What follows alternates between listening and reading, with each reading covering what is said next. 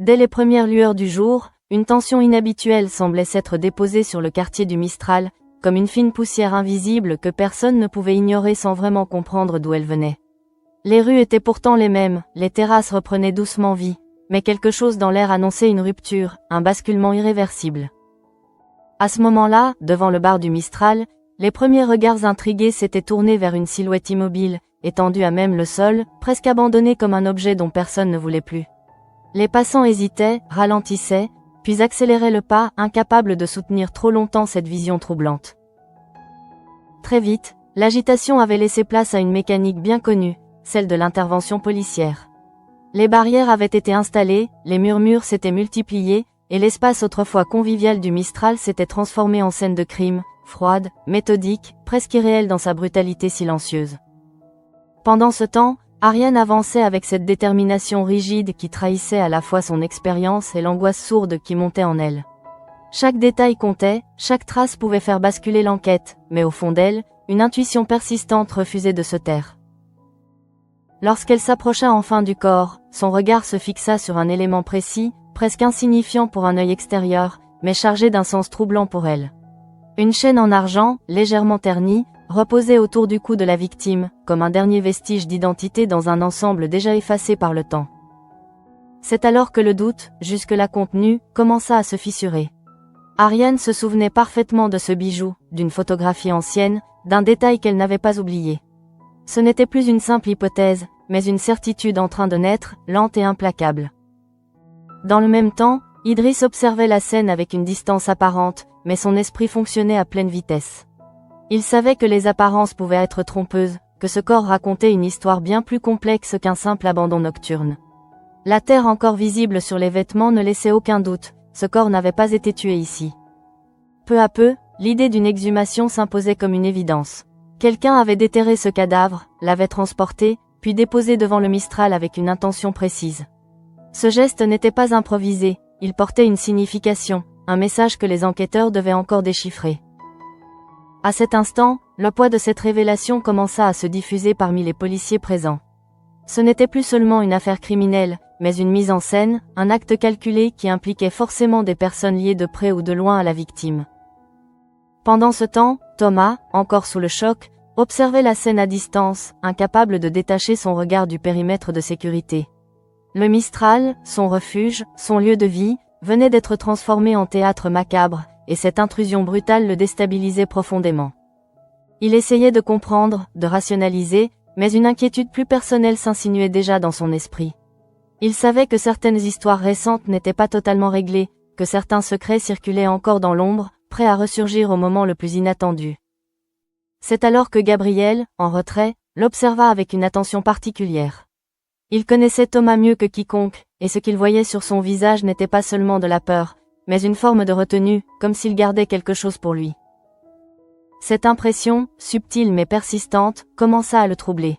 Il ne posa pas de questions immédiatement, mais le doute s'installait, silencieux, entre eux, comme une fissure presque invisible dans un équilibre déjà fragile.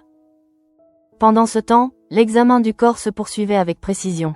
Charlotte, concentrée, analysait chaque détail avec ce regard clinique qui ne laissait aucune place à l'émotion. Pour elle, le corps parlait encore, même après la mort, et il fallait savoir écouter. Elle remarqua rapidement quelque chose d'inhabituel dans l'état de décomposition. Le processus semblait interrompu, comme suspendu dans le temps, ce qui suggérait que la mort remontait à plusieurs mois, bien avant la découverte actuelle. Cette information, en apparence technique, venait pourtant bouleverser toute la chronologie possible des événements. Si cet homme était mort depuis longtemps, alors tout ce qui avait été raconté jusque-là devait être reconsidéré. Dans le même temps, Ariane sentit son esprit s'emballer. Une seule pensée revenait sans cesse, de plus en plus insistante, presque obsédante. Si ce corps était bien celui qu'elle pensait, alors quelqu'un avait menti, et ce mensonge était sur le point de s'effondrer. Elle revit alors certaines déclarations, certains regards, certaines incohérences qu'elle avait laissées de côté faute de preuves. Tout prenait une nouvelle dimension, une cohérence inquiétante qui la poussait à aller plus loin, à creuser sans hésitation. C'est dans cet état d'esprit qu'elle demanda à Idriss de retrouver une ancienne photographie, celle qui pourrait confirmer définitivement ce qu'elle pressentait. Le temps semblait suspendu pendant cette recherche, comme si toute l'enquête dépendait de ce simple cliché. Lorsqu'il revint avec l'image, Ariane n'eut besoin que d'un regard pour comprendre. Le collier était identique, sans la moindre ambiguïté possible. Ce n'était plus un doute, mais une vérité brutale qui s'imposait à elle. À ce moment-là, tout bascula intérieurement. Ophélie, depuis le début, n'avait pas dit toute la vérité. Cette conclusion ne venait pas d'une intuition, mais d'une accumulation de faits qui convergeaient désormais dans une direction impossible à ignorer. Pendant ce temps, Thomas était interrogé par les enquêteurs, mais ses réponses semblaient prudentes, mesurées, presque trop contrôlées. Il parlait de ce qu'il savait, mais évitait instinctivement certaines zones, comme s'il craignait les conséquences de ses propres paroles. Ariane, attentive, percevait ses hésitations. Elle savait que Thomas n'était pas un criminel, mais il pouvait être un témoin involontaire, ou pire, un maillon d'une chaîne qu'il ne maîtrisait pas entièrement. Dans le même temps, l'idée d'une confrontation commençait à s'imposer. Il fallait remonter à la source, aller chercher ceux qui étaient directement liés à cette histoire, même si cela signifiait faire tomber des certitudes profondément ancrées. Alors que la matinée avançait, la tension ne faisait que croître, alimentée par les découvertes successives et les implications qu'elles entraînaient. Chaque élément semblait ouvrir une nouvelle porte, révélant une complexité insoupçonnée. Pendant ce temps, ailleurs, dans un espace plus calme, presque hors du tumulte de l'enquête, Jennifer tentait de se concentrer sur une réalité bien différente. Face à une patiente, elle appliquait un pansement avec une précision appliquée, comme pour s'accrocher à quelque chose de concret. Babette, appelée au téléphone, lui avait laissé la responsabilité de terminer seule, un geste qui n'était pas anodin. C'était une forme de confiance, une reconnaissance silencieuse de ses capacités, mais aussi un test qu'elle devait réussir. Lorsque Babette revint et observa le résultat, un sourire sincère apparut sur son visage. Elle la félicita avec simplicité, mais cette validation avait un impact bien plus profond que les mots eux-mêmes. À ce moment-là, Jennifer sentit quelque chose changer en elle. Depuis longtemps, elle doutait, hésitait, remettait en question ses choix, mais cette scène anodine venait de lui offrir une réponse claire, presque évidente. Dans le même temps, elle comprit qu'elle ne pouvait plus rester dans l'incertitude. Elle devait avancer, s'engager pleinement dans cette voie, même si cela impliquait des sacrifices, des efforts, et une remise en question constante. C'est alors qu'elle annonça sa décision à Babette. Elle voulait continuer ses études, aller jusqu'au bout, devenir infirmière malgré les obstacles. Cette déclaration, simple en apparence, marquait en réalité un tournant majeur dans sa vie. Babette, touchée, accepta immédiatement de l'aider, de rédiger une lettre de recommandation, de l'accompagner dans ses démarches. Ce soutien représentait bien plus qu'une aide administrative, c'était une main tendue vers un avenir possible. Pendant ce temps, au Mistral, l'enquête poursuivait son avancée inexorable, comme une mécanique qui ne pouvait plus être arrêtée. Chaque minute rapprochait les enquêteurs d'une vérité qui, déjà, commençait à faire trembler ceux qui en étaient les plus proches. Et quelque part, sans encore le savoir pleinement, Ophélie se trouvait au centre de cette tempête qui allait bientôt éclater avec une violence impossible à contenir. Pendant ce temps, la nouvelle de l'identification probable du corps commençait à circuler de manière insidieuse dans le quartier, comme une onde invisible qui se propageait sans bruit mais avec une efficacité redoutable. Chacun ressentait qu'un événement grave venait de se produire, même sans en connaître encore tous les détails. Au commissariat, Ariane ne perdait pas de temps. Elle relisait les éléments accumulés, confrontait les hypothèses, et tentait de reconstruire une chronologie cohérente. Plus elle avançait, plus une idée s'imposait avec une clarté troublante. Cette affaire remontait bien plus loin qu'on ne l'avait imaginé. Dans le même temps, Idriss approfondissait les vérifications, notamment autour de l'identité du corps. Les analyses ADN étaient en cours, mais les indices visuels suffisaient déjà à orienter l'enquête vers une conclusion précise, presque inévitable. Chaque détail, aussi infime soit-il, semblait confirmer la même réalité. Le collier, la terre, l'état du corps. Tout pointait dans une direction unique. Et cette direction menait droit à une vérité que certains refusaient encore d'accepter. C'est alors que la question centrale s'imposa sans détour. Si Hugo Basque était mort depuis plusieurs mois, pourquoi tout le monde croyait-il encore qu'il était vivant? Et surtout, qui avait entretenu cette illusion? Pendant ce temps, Thomas, de retour au Mistral, semblait plus préoccupé que jamais. Il tentait de reprendre ses habitudes, de donner des instructions, de maintenir une forme de normalité, mais ses gestes manquaient de fluidité, comme s'il jouait un rôle qui ne lui correspondait plus. Gabriel, toujours attentif, ne pouvait ignorer cette transformation. Il percevait chez Thomas une tension inhabituelle, une retenue qui n'existait pas auparavant. Et cette distance nouvelle éveillait en lui une inquiétude qu'il ne pouvait plus repousser. À ce moment-là, un échange silencieux s'installa entre eux, fait de regards et de non-dits. Gabriel n'osait pas encore poser les questions qui lui brûlaient les lèvres, mais il savait qu'un moment viendrait où il ne pourrait plus se contenter d'observer. Dans le même temps, Ariane prit la décision d'interroger à nouveau Thomas, cette fois avec une approche plus directe. Elle avait besoin de comprendre ce qu'il savait réellement, et surtout ce qu'il choisissait de taire. Face à elle, Thomas tenta de rester maître de lui-même. Il répondait avec prudence, pesant chaque mot, évitant soigneusement toute affirmation qui pourrait se retourner contre lui. Mais cette maîtrise apparente ne faisait que renforcer les soupçons. Ariane, habituée à ce genre de comportement, ne se laissa pas tromper. Elle savait reconnaître les silences significatifs, les hésitations révélatrices, et elle comprenait que Thomas détenait des informations cruciales, même s'il n'en mesurait pas lui-même l'importance. C'est alors que la conversation glissa vers Ophélie. Le simple fait d'évoquer son nom sembla provoquer chez Thomas une réaction presque imperceptible, mais suffisamment marquée pour attirer l'attention d'Ariane. À cet instant précis, tout devint plus clair. Ophélie n'était pas seulement liée à l'affaire, elle en était probablement le cœur. Et si Thomas savait quelque chose, alors cela signifiait que le cercle de vérité se refermait peu à peu. Pendant ce temps, à l'hôpital, une scène en apparence anodine se déroulait, mais elle portait en elle une évolution importante. Jennifer, encore portée par sa décision récente, discutait avec Babette de son avenir avec une détermination nouvelle. Ce qui n'était auparavant qu'une idée floue devenait un projet concret. Elle parlait de dossiers, de bourses, de démarches administratives, avec une énergie qu'elle ne se connaissait pas. C'était comme si, pour la première fois depuis longtemps, elle avançait sans se retourner. Babette, en l'écoutant, ressentait une forme de fierté discrète. Elle reconnaissait chez Jennifer cette étincelle qui distingue ceux qui doutent encore de ceux qui ont décidé de se battre. Et elle savait que ce moment pouvait marquer un véritable tournant. Dans le même temps, ailleurs sur la plage, Morgan tentait de remplir sa mission avec sérieux, distribuant des conseils aux passants pour éviter les pickpockets. Mais derrière cette activité, son esprit était ailleurs, occupé par des préoccupations plus personnelles. L'arrivée de Baptiste apporta une légère rupture dans cette routine. Il venait lui prêter main forte, mais aussi, inconsciemment, tenter de recréer un lien qui semblait s'effriter depuis quelque temps. Leur échange, bien que cordial, révélait une distance nouvelle. Ils parlaient, plaisantaient même par moments, mais quelque chose manquait.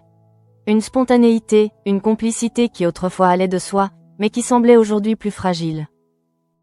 Morgane, consciente de cette évolution, ne savait pas comment y remédier. Elle oscillait entre le désir de préserver ce lien et la peur de forcer une situation qui ne retrouverait peut-être jamais son équilibre initial. Pendant ce temps, au cœur de l'enquête, la pression continuait de monter. Les résultats ADN étaient attendus avec une impatience mêlée d'appréhension. Tout le monde savait que cette confirmation officielle allait marquer un point de non-retour. Lorsqu'ils arrivèrent enfin, le silence s'installa presque naturellement.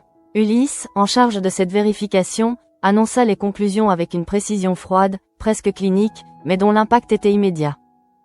Le corps retrouvé devant le Mistral était bien celui d'Hugo Basque. À cet instant, toutes les hypothèses secondaires s'effondrèrent. Il n'y avait plus de place pour le doute, plus de refuge possible dans l'incertitude. La vérité était là, brute, irréfutable, et elle imposait ses conséquences. Dans le même temps, cette confirmation déclencha une nouvelle vague de réactions. Certains se sentaient soulagés d'avoir enfin une réponse, tandis que d'autres comprenaient immédiatement ce que cela impliquait pour les personnes concernées. Pour Ariane, c'était la validation d'un pressentiment, mais aussi le début d'une phase plus délicate. Il ne s'agissait plus seulement d'identifier une victime, mais de désigner un responsable. Et ce responsable, de plus en plus clairement, semblait se rapprocher d'Ophélie. Pendant ce temps, Vanessa, encore persuadée de la version qu'elle défendait depuis le début, refusait d'envisager cette réalité. Pour elle, Hugo ne pouvait pas être mort, ou du moins pas dans les circonstances suggérées. Son déni n'était pas seulement une réaction émotionnelle, mais une construction mentale destinée à protéger quelque chose de bien plus profond, l'image qu'elle avait de sa fille. Car accepter cette vérité signifiait accepter qu'Ophélie puisse être une meurtrière. Et cette idée était tout simplement inconcevable pour elle. Dans le même temps, Thomas, confronté à cette confirmation, sentit son équilibre vaciller. Ce qu'il avait tenté d'ignorer, de minimiser, revenait désormais avec une force impossible à contenir. Il comprenait que le temps des demi-vérités était terminé. Que tôt ou tard, il devrait faire face à ce qu'il savait, et aux conséquences de ce savoir.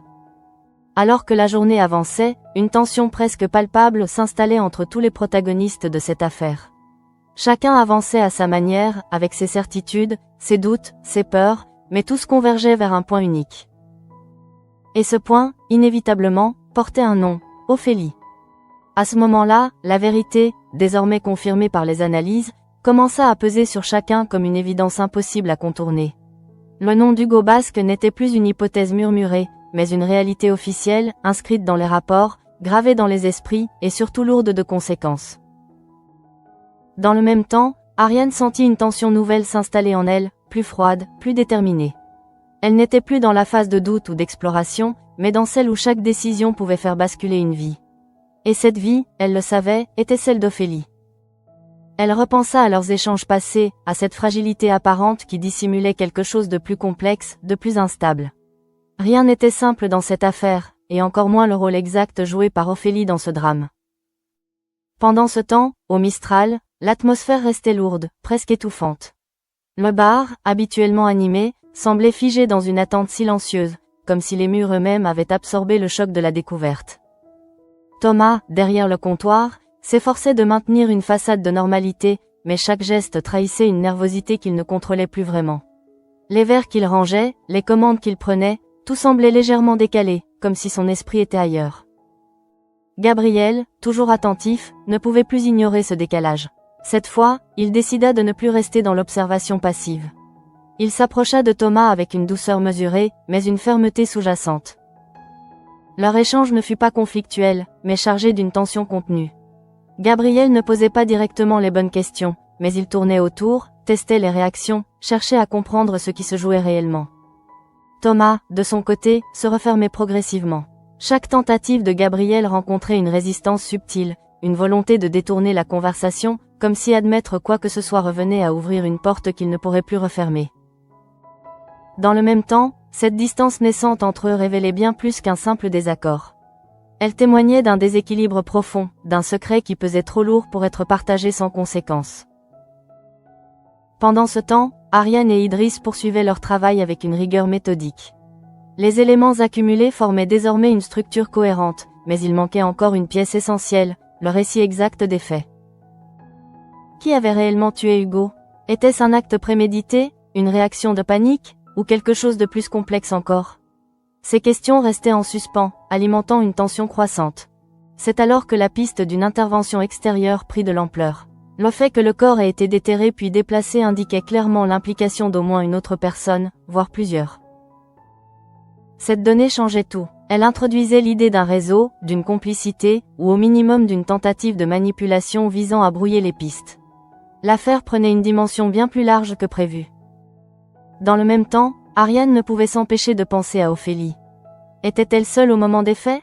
Avait-elle agi sous pression? Était-elle protégée par quelqu'un? Chaque hypothèse ouvrait une nouvelle perspective, mais aucune ne permettait encore de trancher. Pendant ce temps, à l'hôpital, une autre forme de tension se développait, plus intime, plus personnelle. Jennifer, portée par sa décision récente, se projetait déjà dans l'avenir, mais cette projection n'était pas exempte d'inquiétude. Elle savait que reprendre ses études n'était pas une simple formalité. Cela impliquait des sacrifices, une discipline, et surtout une capacité à affronter ses propres doutes. Mais pour la première fois, elle se sentait prête à relever ce défi. Babette, en l'accompagnant dans ses démarches, jouait un rôle essentiel.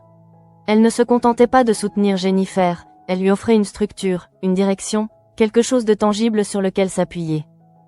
Dans le même temps, cette relation prenait une dimension presque mentorale. Jennifer n'était plus seulement une collègue ou une employée, elle devenait une élève, une personne en construction, et Babette en était pleinement consciente. Pendant ce temps, sur la plage, Morgan et Baptiste continuaient leur mission, mais l'écart entre eux semblait s'élargir imperceptiblement. Ils faisaient des efforts, tentaient de recréer une proximité, mais celle-ci restait fragile, incertaine. Leur conversation, bien que fluide en apparence, manquait de profondeur. Les sujets abordés restaient en surface, évitant soigneusement les zones sensibles, comme si chacun craignait de provoquer une rupture. Morgan ressentait cette limite avec une lucidité douloureuse. Elle savait que quelque chose avait changé, mais elle ne parvenait pas à identifier précisément quoi, ni comment y remédier. Pendant ce temps, au cœur de l'enquête, une nouvelle étape se préparait. Ariane savait qu'elle devait désormais confronter directement les personnes concernées, et en premier lieu Vanessa. Cette confrontation n'était pas anodine. Vanessa n'était pas une femme facile à déstabiliser. Elle maîtrisait parfaitement son image, ses émotions, et savait détourner les accusations avec une efficacité redoutable. Mais cette fois, Ariane disposait d'un élément décisif, la confirmation de l'identité du corps.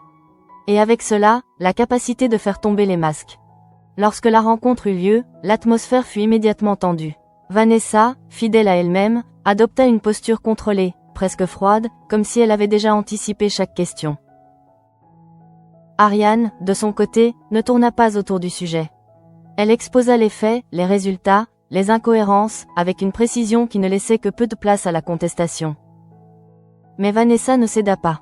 Elle refusa d'accepter la conclusion, rejetant l'idée même qu'Hugo puisse être mort dans les circonstances évoquées. Pour elle, cette version était inacceptable, incompatible avec la réalité qu'elle défendait. Dans le même temps, ce refus n'était pas simplement stratégique. Il traduisait une incapacité réelle à intégrer cette information, une forme de déni profondément ancré. Ariane comprit alors que la vérité ne suffirait pas à faire tomber les résistances. Il faudrait aller plus loin, trouver l'élément qui briserait définitivement cette façade.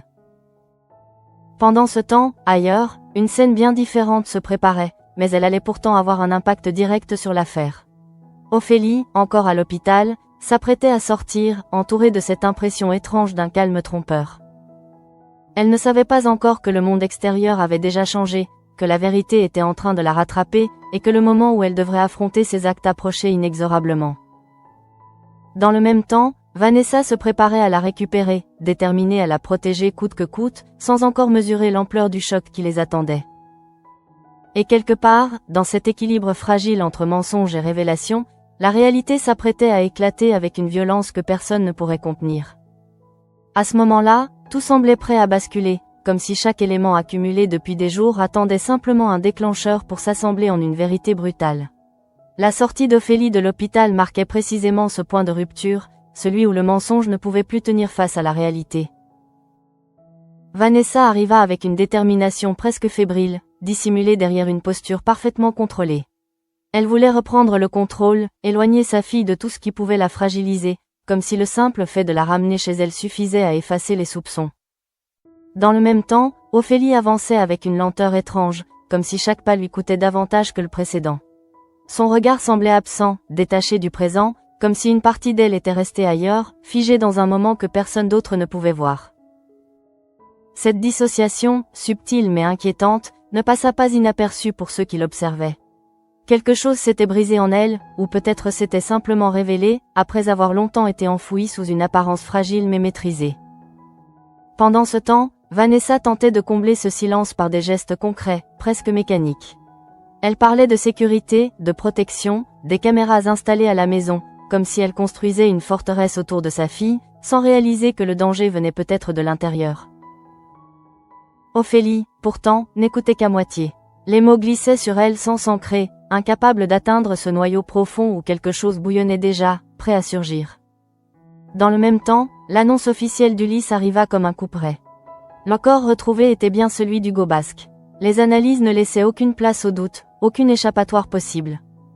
Cette déclaration, froide et précise, eut l'effet d'un choc silencieux. Même ceux qui s'y attendaient ressentirent une forme de vertige, comme si la réalité venait brusquement de se densifier autour d'eux. Vanessa, quant à elle, resta figée un instant, mais ce n'était pas la surprise qui dominait son expression. C'était autre chose, une réaction plus complexe, presque calculée, comme si elle choisissait déjà la manière dont elle allait répondre à cette vérité. À cet instant précis, elle prit la parole, et ses mots s'imposèrent avec une assurance déconcertante.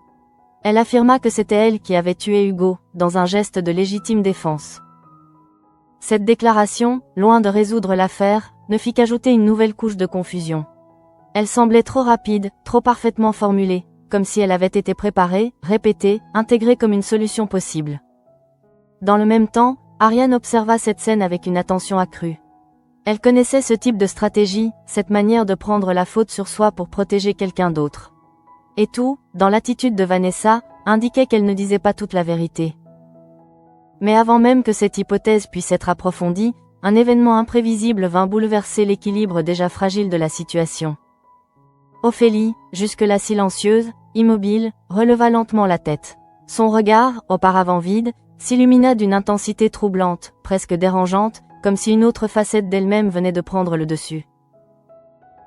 Puis, sans prévenir, un rire éclata. Ce n'était pas un rire ordinaire, ni même un rire nerveux.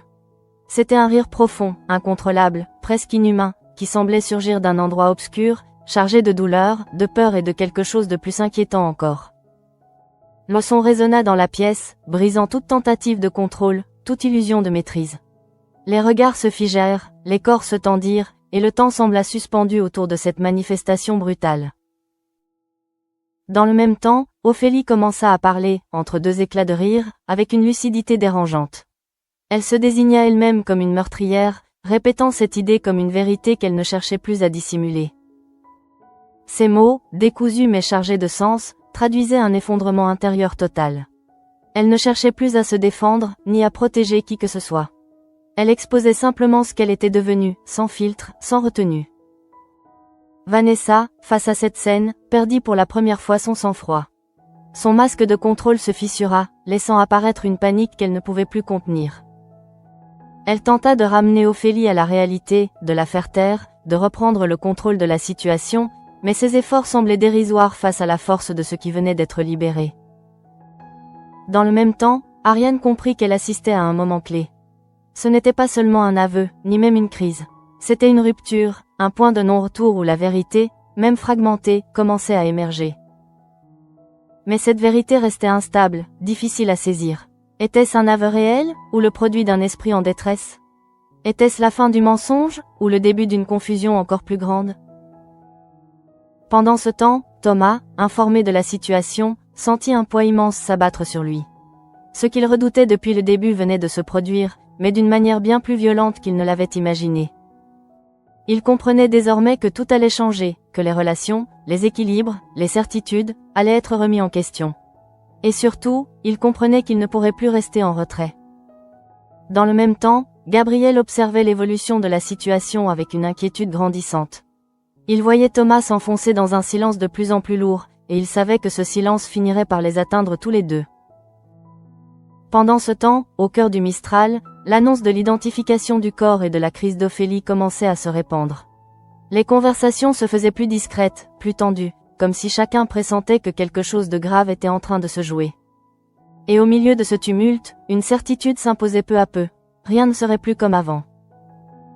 Car ce rire, ce simple rire, avait suffi à faire voler en éclats toutes les illusions, révélant une vérité brute, incontrôlable et profondément dérangeante. Et désormais, plus personne ne pouvait prétendre ne pas l'avoir entendu. Dans le même temps, après l'explosion émotionnelle d'Ophélie, un silence lourd s'installa, comme si chacun tentait de reprendre son souffle face à ce qui venait de se produire. Ce rire, encore suspendu dans les esprits, continuait de résonner, transformant chaque regard en interrogation muette. Ariane, pourtant habituée aux situations extrêmes, sentit une hésitation inhabituelle s'imposer à elle. Elle savait qu'elle venait d'assister à quelque chose de déterminant, mais elle devait maintenant distinguer l'aveu réel de la détresse psychologique. Dans le même temps, elle observa Ophélie avec une attention redoublée. Les mots prononcés, la manière dont ils étaient sortis, la rupture dans le comportement. Tout indiquait un basculement profond, mais pas nécessairement une confession exploitable en l'état. Pendant ce temps, Vanessa tentait désespérément de reprendre le contrôle de la situation. Elle se rapprocha de sa fille, cherchant à apaiser cette crise, à effacer ce moment, comme si elle pouvait encore contenir ce qui venait d'échapper à toute maîtrise. Mais plus elle parlait, plus l'écart entre elle et Ophélie devenait visible. Là où Vanessa cherchait à rationaliser, à construire une version acceptable, Ophélie semblait plongée dans une vérité brute, incontrôlée, qui ne pouvait plus être dissimulée. Dans le même temps, cette opposition révélait une fracture profonde entre protection et réalité.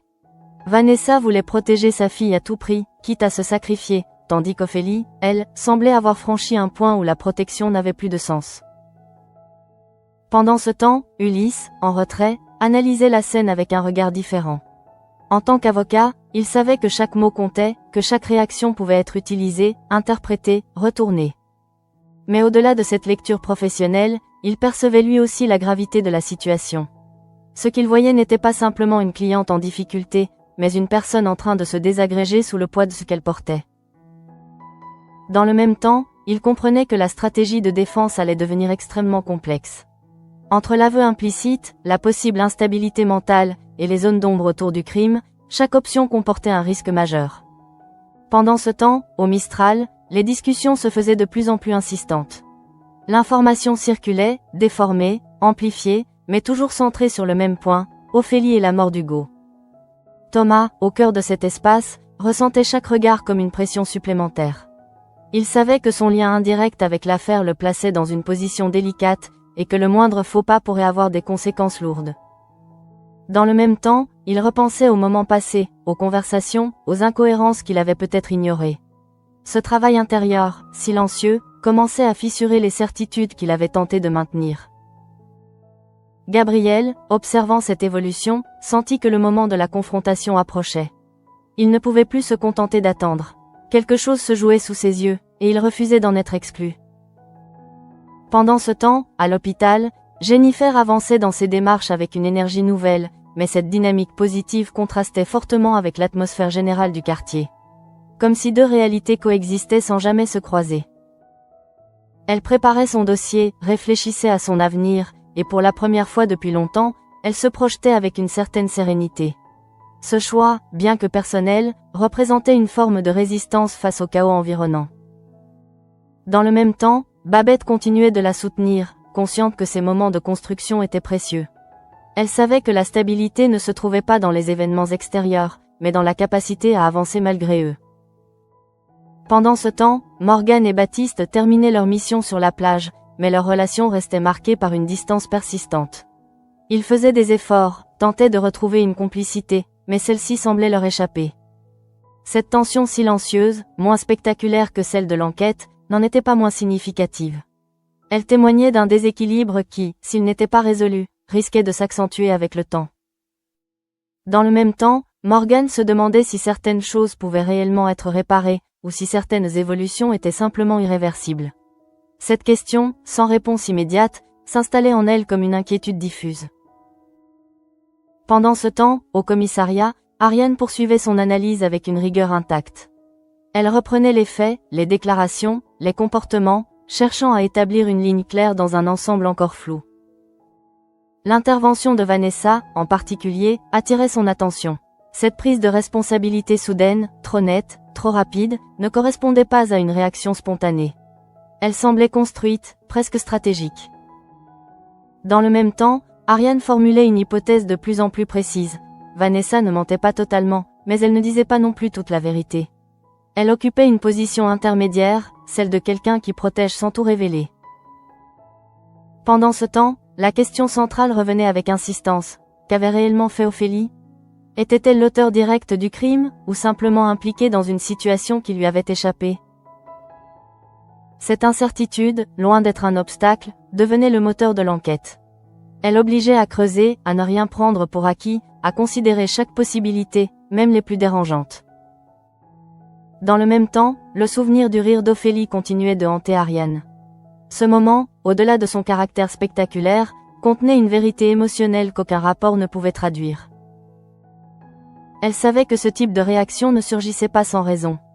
Il traduisait un conflit intérieur extrême, une tension accumulée qui finissait par exploser. Et comprendre cette tension était peut-être la clé de toute l'affaire. Pendant ce temps, Vanessa, isolée avec sa fille, tentait de reconstruire une forme de normalité. Elle parlait, expliquait, rassurait, mais ses mots semblaient glisser sans effet, incapables de combler le vide qui s'était installé. Ophélie, de son côté, oscillait entre lucidité et confusion, comme si elle naviguait entre deux réalités incompatibles. Par moments, elle semblait comprendre ce qui se passait, puis l'instant d'après, elle replongeait dans un état plus instable. Dans le même temps, cette oscillation rendait toute interprétation difficile. Était-elle en train de se libérer de la vérité, ou de s'enfoncer dans une forme de déni inversé ? La frontière était trop fine pour être clairement définie. Pendant ce temps, au cœur de Marseille, la vie continuait malgré tout. Les passants reprenaient leurs habitudes, les commerces rouvraient, mais une tension invisible persistait, comme un écho lointain de ce qui venait de se produire. Et dans cette coexistence étrange entre normalité apparente et chaos latent, une certitude s'imposait peu à peu. L'affaire Ophélie Kepler ne faisait que commencer. Car si la vérité commençait à émerger, elle restait encore fragmentée, incomplète, et surtout dangereuse pour tous ceux qui s'en approchaient trop près.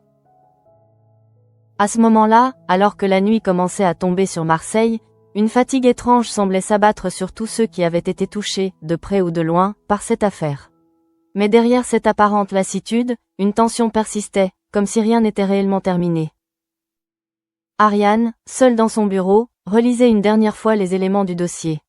Chaque détail prenait une nouvelle dimension à la lumière des derniers événements, mais malgré cette accumulation d'informations, une sensation d'inachevé restait présente. Dans le même temps, elle comprenait que la vérité ne se révélerait pas en une seule fois. Elle surgirait par fragments, à travers les contradictions, les silences, les aveux partiels. Et son rôle serait de relier ces morceaux, sans jamais perdre de vue l'ensemble. Pendant ce temps, au Mistral, l'atmosphère avait retrouvé une forme de calme, mais ce calme n'était qu'une façade. Les conversations reprenaient, les clients revenaient, mais chacun savait que quelque chose s'était brisé. Thomas, en particulier, ressentait ce changement avec une acuité particulière. Il continuait à travailler, à servir, à sourire même, mais au fond de lui, une inquiétude persistante refusait de s'apaiser. Dans le même temps, il savait que cette affaire le concernait plus qu'il ne voulait l'admettre. Les liens, les événements récents, les non-dits, tout convergeait vers une implication qu'il ne pouvait plus ignorer. Gabriel, observant cette transformation, comprenait qu'il ne pouvait plus rester à distance. Il ressentait à la fois de la frustration et de l'inquiétude, mais aussi une forme de détermination à ne pas laisser Thomas s'enfermer seul dans cette situation. Pendant ce temps, leur relation, déjà fragilisée par les non-dits, entrait dans une phase critique. Ce qui n'était auparavant qu'un malaise diffus devenait un véritable point de rupture potentiel. Dans le même temps, ailleurs, Vanessa tentait de reconstruire un semblant de contrôle.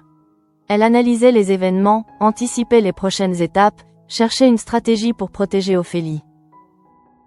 Mais pour la première fois, cette stratégie semblait incertaine. Les éléments lui échappaient, les réactions d'Ophélie devenaient imprévisibles, et la vérité, trop visible, ne pouvait plus être simplement contournée. Pendant ce temps, Ophélie elle-même semblait flotter dans un état intermédiaire, entre lucidité et confusion. Son rire avait disparu, mais il laissait derrière lui une trace, une empreinte qui continuait de marquer son comportement. Par moments, elle semblait consciente de ce qu'elle avait dit, de ce qu'elle avait fait. Puis, l'instant d'après, elle se refermait, comme si son esprit refusait d'affronter pleinement cette réalité. Dans le même temps, cette instabilité rendait toute projection difficile. Était-elle en train de s'effondrer, ou de se révéler? Était-ce le début d'une reconstruction, ou d'une chute plus profonde encore? Pendant ce temps, au commissariat, Ariane prit une décision importante. Elle savait qu'il ne fallait pas se précipiter, que chaque étape devait être maîtrisée, mais elle comprenait aussi que laisser trop de temps pouvait permettre à certaines vérités de se déformer. Elle décida donc de poursuivre les interrogatoires, d'approfondir les contradictions, et surtout de ne pas se laisser distraire par les apparences. Car dans cette affaire, les apparences avaient déjà prouvé qu'elles pouvaient être trompeuses. Dans le même temps, elle repensa au rire d'Ophélie, à cette rupture brutale qui avait tout changé. Ce moment restait, pour elle, la clé la plus importante, même s'il était encore difficile à interpréter. Pendant ce temps, Jennifer, plongée dans ses projets, avançait avec une détermination nouvelle. Elle préparait son dossier, organisait ses démarches, et pour la première fois depuis longtemps, elle se sentait en mouvement. Ce contraste avec l'affaire en cours était frappant. Là où certains s'enfonçaient dans le doute et la peur, elle construisait quelque chose de concret, de tangible, comme une réponse personnelle au chaos environnant. Dans le même temps, Babette continuait de l'accompagner, consciente que ces moments de stabilité étaient précieux. Elle voyait en Jennifer une capacité à se reconstruire, à transformer l'incertitude en action. Pendant ce temps, Morgane et Baptiste, chacun de leur côté, réfléchissaient à leur relation. Ce qui avait été simple devenait compliqué, ce qui semblait évident devenait incertain. Dans le même temps, ils comprenaient que certaines évolutions ne pouvaient pas être ignorées. Et que, parfois, avancer signifiait accepter que les choses ne soient plus comme avant. Pendant ce temps, la ville continuait de vivre, mais sous cette normalité apparente, une question persistait, silencieuse mais omniprésente. Que s'était-il réellement passé avec Hugo Basque? Cette question, simple en apparence, contenait en réalité toute la complexité de l'affaire. Elle impliquait des choix, des responsabilités, des vérités difficiles à accepter. Dans le même temps, Ariane savait que la réponse ne serait pas simple. Elle impliquerait des révélations, des conséquences, et probablement des sacrifices. Et quelque part, au centre de tout cela, Ophélie restait la pièce la plus fragile, la plus imprévisible, et peut-être la plus essentielle. Car son rire, ses mots, son effondrement, tout indiquait qu'elle détenait une vérité que personne d'autre ne pouvait formuler à sa place. La nuit s'installa définitivement sur Marseille, enveloppant le Mistral, le commissariat, et tous ceux qui étaient liés à cette affaire dans une obscurité dense, presque symbolique. Mais au cœur de cette obscurité, une certitude persistait, la vérité finirait par émerger. Et lorsqu'elle le ferait, elle ne laisserait personne indemne.